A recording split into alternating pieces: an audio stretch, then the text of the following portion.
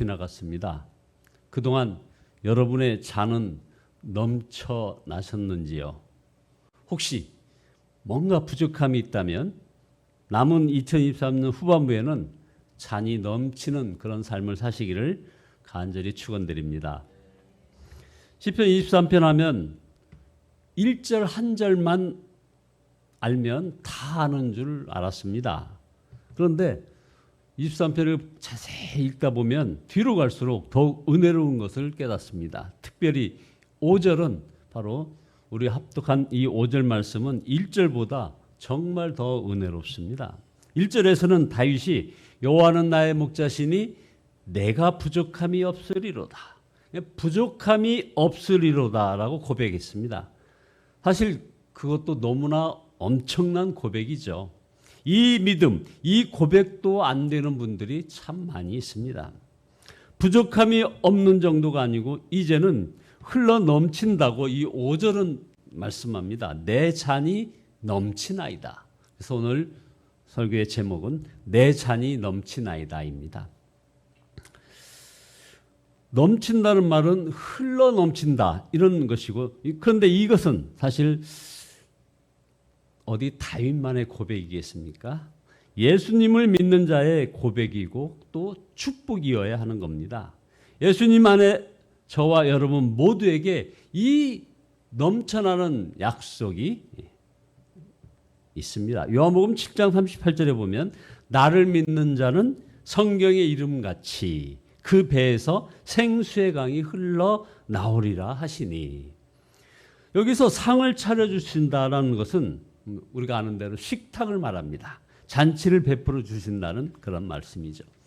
기름으로 내 머리에 바르셨으니 라는 이 말은 그 당시 고대 중동의 그 풍습인데, 손님이 집으로 들어올 때 주인이 입구에 서서 손님의 머리에 기름을 발라서 아주 정중하게 맞아들이는 그런 풍속입니다. 예수님께서 시몬이라는 바리새파 사람이 집에 손님으로 초대를 받아 가셨을 때 이 시몬이 예수님의 머리에 기름을 발라드리지 않아가지고 예수님께서 그 사실을 지적하신 적이 있습니다. 누가복음 7장 46절에 보면 너는 내 머리에 감람류도 붓지 않았으며 라고 지적하는 장면이 나옵니다. 내 잔이 넘친다라는 이 표현은 주인이 손님의 잔에다가 포도주를 넘치도록 따라준다는 그런 말인데, 아쉬움이 없는 그런 풍성한 접대를 뜻하는 것입니다. 하나님을 목자 삼고 사는 자는 하나님께서 이렇게 복을 주신다는 것입니다. 그러면 원수의 목전에 서라는 말은 이건 또 무슨 의미가 있을까요? 이 말은 언뜻 이해가 되지 않지만 전쟁에서 승리해가지고 적국의 왕을 포로로 잡아와서 무릎을 꿇리고 있는 이런 상태에서 승전 축하 잔치가 벌어지는 것, 이걸 상상해 보시면 이게 이해가 되실 것입니다. 시편 23편 저자인 다윗에게는 실제로 이런 일이 있었습니다. 그것도 2번이나 있었습니다. 사무엘상 24장 26장에 보면 다윗이 자기를 죽이려고 광야까지 쫓아온 사울 왕을 2번이나 죽일 수도 있었는데 살려준 일이 있었습니다. 한 번은 굴속에 숨어 있는데 하필 사울 왕이 그 굴에 들어와서 용변을 보았던 때입니다. 부하들은 이 사울 왕을 죽이자고 성화했지만 다윗은 하나님의 기름 부은 왕을 죽일 수 없다고 사울 왕의 옷자락만 칼로 베어가지고 사울 왕이 굴에서 나가자 뒤에서 사울 왕을 부릅니다. 사무엘상 24장 11절에 내 아버지여 보소서, 내 손에 있는 왕의 옷자락을 보소서. 내가 왕을 죽이지 아니하고 겉옷자락만 베었은즉 내 손에 악이나 죄가가 없는 줄을 오늘 아실지니이다. 그때 사울 왕이 정말 깜짝 놀래가지고 아주 유명한 이런 예언을 하는 겁니다. 사무엘상 24장 17절에서 나는 너를 학대하되 너는 나를 선대하니 너는 나보다 의롭도다. 보라, 나는 내게 반드시 왕이 될 것을 알고 이스라엘 나라가 내 손에 견고히 설 것을 아노니. 이런 일이 사무엘상 26장에서 또 한 번 일어납니다. 이게 얼마나 통쾌한 순간입니까? 다윗의 원수인 사울 왕이 자기 입으로 다윗이 왕이 될 거라고 지금 말을 하고 있습니다. 정말 5절 말씀처럼 하나님께서 원수의 목전에서 잔치를 베푸시고 머리에 기름을 부어주신 것 아닙니까? 다윗은 정말 내 잔이 넘치나이다 하고 고백했을 것입니다. 그러나 우리는 이러한 잔치를 경험한 그런 다윗을 부러워할 필요는 없습니다. 왜냐하면 5절에 나오는 이 잔치는 모든 하나님의 자녀가 하나님 나라에서 누릴 천국 잔치를 바로 상징하는 것이기 때문입니다. 그래서 6절 말씀 보면 오늘 우리가 읽지는 않았습니다만 6절에 다윗이 영생의 눈이 뜨인 사람임을 우리가 알 수 있습니다. 6절 보면 내 평생의 선하심과 인자심이 반드시 나를 따르리니 내가 여호와의 집에 영원히 살리로다. 그렇습니다. 다윗이 사울왕을 죽이고 이스라엘의 왕이 되고자 하는 그런 유혹을 이길 수 있었던 것은 그가 하나님 나라에서 누릴 영원한 천국잔치를 바라보고 있었기 때문입니다. 이 세상에서의 성공은 천국잔치에 비하면 아무것도 아닙니다. 비록 사울왕을 살려주어서 이 세상에서 왕이 되지 못한다 하더라도 다윗에게는 상관이 없었습니다. 하나님의 그 잔치에 초대받고 있었기 때문입니다. 이런 믿음을 가진 사람은 이 세상에서 사는 것이 다릅니다. 천국에 가서야 내 잔이 넘치나이다 하는 것이 아니라 여기서부터 지금 이곳에서부터 내 잔이 넘치나이다 하며 사는 것입니다. 보십시오. 에녹은 평생 하나님과 동행하다가 천국에 들려 올라갔습니다. 창세기 5장 24절에 보면 에녹이 하나님과 동행하더니 하나님이 그를 데려가심으로 세상에 있지 아니하였더라. 에녹이 죽지 않고 천국에 들려 올라간 것만 차이가 나지 이 세상에서 하나님과 동행하다가 천국에서 영원히 하나님과 사는 것은 모든 성도가 똑같습니다. 지금 나의 잔이 넘치나이다 고백이 안 되는 사람은 천국잔치에 참석할 수가 없는 것입니다. 예수님께서는 천국 소망을 가진 사람은 기쁨이 충만한 삶을 산다고 말씀하셨습니다. 마태복음 13장 44절에 보면 천국은 마치 밭에 감추인 보화와 같으니 사람이 이를 발견한 후 숨겨두고 기뻐하며 돌아가서 자기의 소유를 다 팔아 그 밭을 사느니라. 저는 천국을 믿는다 하면서도 보화를 발견한 그런 농부같이 그런 기쁨은 사실 잘 몰랐습니다. 소망이 아니었던 거죠. 그러나 예수님을 인격적으로 정말 만나고 그 예수님과 동행하면서 비로소 천국 소망 때문에 기쁨이 충만한 것을 깨닫게 됐던 것입니다. 그런 유사한 분들이 또 한 분이 있습니다. 요한복음 4장에 보면 사마리아 수가성 여인, 이 여인이 동네 사람들에게 달려가서 이렇게 외치는 장면이 나옵니다. 요한복음 4장 28절에 보면 여자가 물동이를 버려두고 동네에 들어가서 사람들에게 이르되 내가 행한 모든 일을 내게 말한 사람을 와서 보라. 이는 그리스도가 아니냐 하니 그들이 동네에 나와 예수께로 오더라. 이 여인은 남자를 5번씩이나 바꾼 여자였습니다. 그런 여인의 외침입니다. 더 이상 이제 마음에 상처가 가득하고 도끼를 품은 그런 말이 아닙니다. 기쁨의 외침입니다. 인생의 참된 행복을 발견한 사람의 그런 환희의 외침, 내 잔이 넘치나이다 하는 그 외침 말입니다. 예수님을 만나고 이렇게 변한 것입니다. 예수님을 믿고 구원받지 못한 자는 천국이 있음을 알게 되면 기쁜 것이 아니라 두려워집니다. 아무나 천국잔치를 누리는 것이 아니더라는 거죠. 여러분, 천국을 소유하셨습니까? 그렇다면 다윗처럼 내 잔이 넘치나이다 하고 누려야 하는 것입니다. 천국잔치를 누리며 살려면 바로 예수님이 목자이심을 믿고 죽어라 예수님만 붙잡고 사는 것입니다. 우리의 목표는 푸른 초장, 잔잔한 시냇가가 아닙니다. 목자이신 예수님과 함께 하시지 않으시면, 우리 예수님이 함께 하지 않으시면 푸른 초장, 잔잔한 시냇가도 양에게는 크게 죽는 길이 되는 겁니다. 우리의 목표는 성공도 아닙니다. 우리가 원하는 것은 오직 예수님뿐인 것입니다. 위대한 하나님의 사람 찰스 스펄전이 자신의 설교에서 이런 이해하기 어려운 말을 한 적이 있습니다. 누가 나더러 제왕의 면류관을 쓰고 한 나라의 임금이 되라고 말한다면 나는 이렇게 대답하겠다. 나는 그런 사소한 일에 마음을 쓸 시간이 없습니다. 라고. 이 말을 처음엔 이해하기 어렵습니다. 임금이 들은 일이 사소한 것입니까? 그런데 빌립보서 3장 7절 보면 사도 바울의 고백을 듣고 그럴 수 있겠구나 하는 깨달아짐이 왔습니다. 빌립보서 3장 7절에 보면 무엇이든지 내게 유익하던 것을 내가 그리스도를 위하여 다 해로 여길 뿐더러 또한 모든 것을 해로 여김은 내 주 그리스도 예수를 아는 지식이 가장 고상하기 때문이라. 내가 그를 위하여 모든 것을 잃어버리고 배설물로 여김은 그리스도를 얻고 그 안에서 발견되려 함이니. 자, 그 안에서 발견되려 함이니.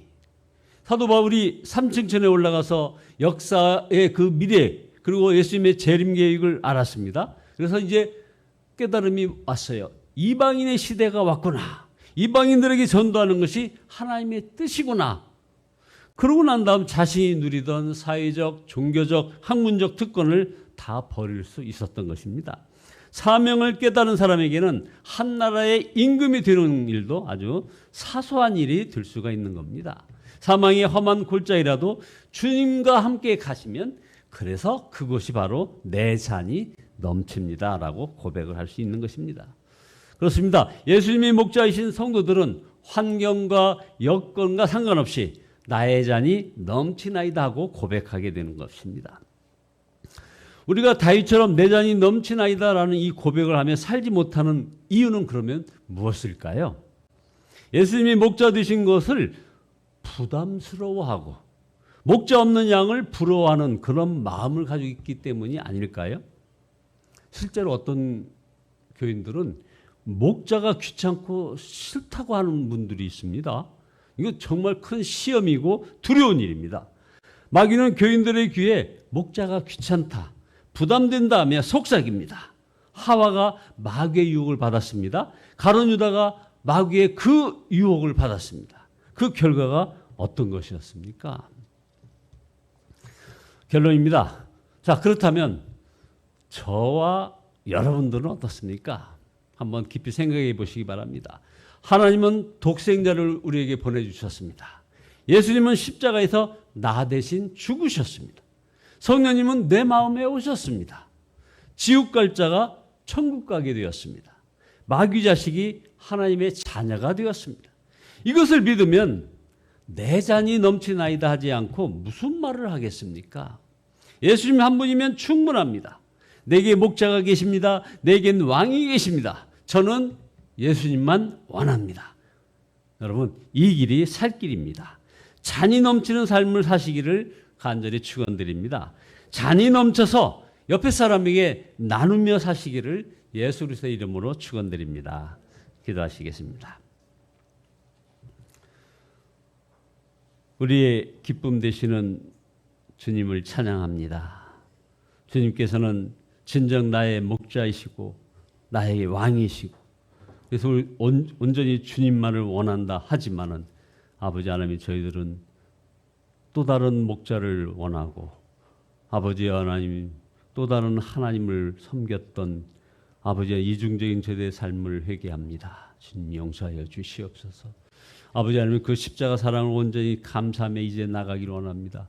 아버지께서 독생자를 저에게 보내주시고 우리 예수님은 십자가에서 우리를 대신해서 죽으셨고 성령님 우리 마음에 오셔서 지옥 갈 자가 천국 가게 되었고 마귀 자식이 하나님의 자녀가 되었던 이 잔이 넘치나이다 하는 이 고백이 아버지 하나님이여 진정 예수님 한 분이면 충분합니다라고 고백하며 나가기를 소원하오니 주여 이곳에 임재하여 주셔서 저희들에게 크신 은혜 함께하여 주시옵소서. 예수 그리스도의 이름으로 기도드리옵나이다. 아멘.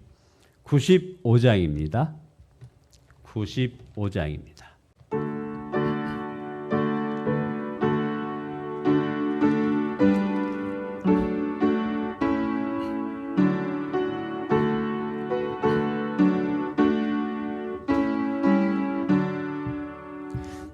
나의 기쁨 나의 소망 되시며 나의 생명이 되신 주 밤낮 불러서 찬송을 드려도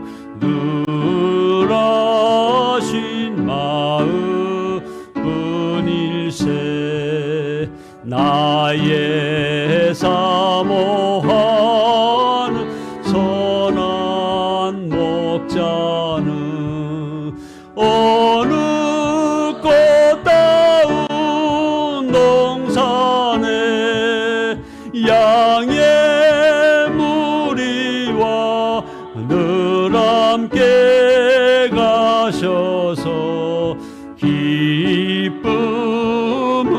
함께 하실까. 길로 없이 걷지 넓은 들에서 갈 길 못 찾아 애쓰며 이리저리로 헤매는 내 모야 저 원수 조롱하도다.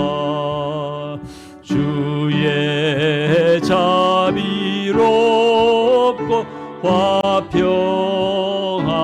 얼굴 모든 천사도 반기며 주의 놀라운 진리의 말씀에 천지가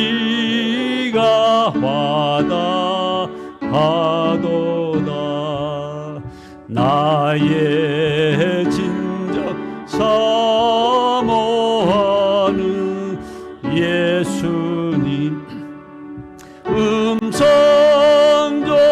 음성조차도 반갑고 나의 생명과 나의 참 소망은 오직 주 예수 뿐일세.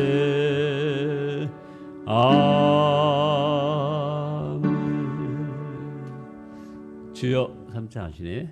우리 같이 기도하시다가 돌아가시겠습니다. 주여, 주여, 주여.